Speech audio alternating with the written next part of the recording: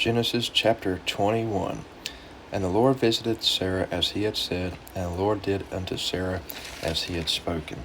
For Sarah conceived and bare Abraham a son in his old age, at the set time of which God had spoken to him. And Abraham called the name of his son that was born unto him, whom Sarah bare to him Isaac. And Abraham circumcised his son Isaac, being 8 days old, as God had commanded him. And Abraham was 100 years old when his son Isaac was born unto him. And Sarah said, God hath made me to laugh, so that all that hear will laugh with me. And she said, Who would have said unto Abraham that Sarah should have given children suck? For I have borne him a son in his old age.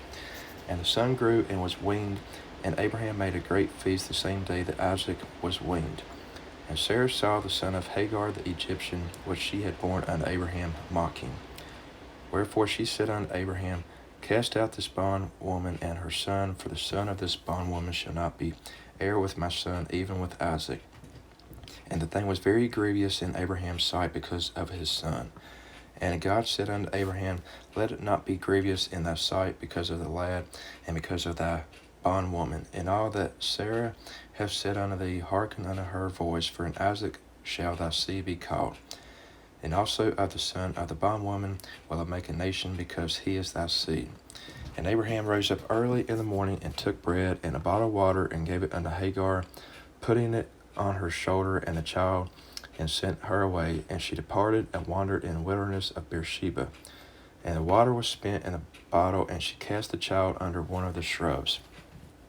And she went and sat her down over against him a good way off, as it were a bow shot. And she said, Let me not see the death of the child. And she sat over against him, and lifted up her voice, and wept.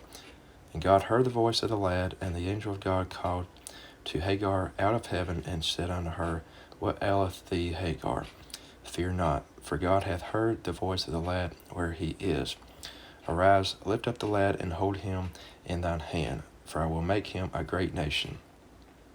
And God opened her eyes, and she saw a well of water, and she went and filled a bottle with water, and gave the lad drink.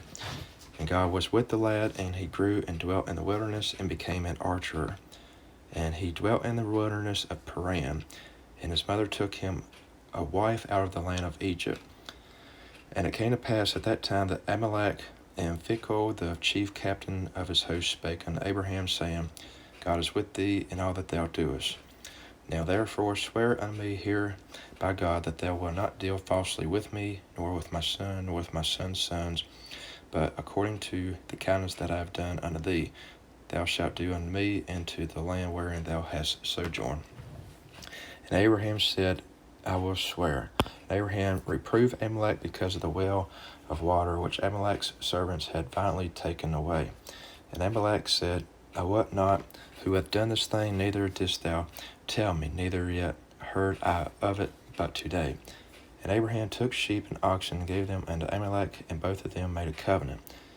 And Abraham set 7 ewe lambs of the flock by themselves. And Amalek said unto Abraham, What mean these 7 ewe lambs which thou hast set by themselves?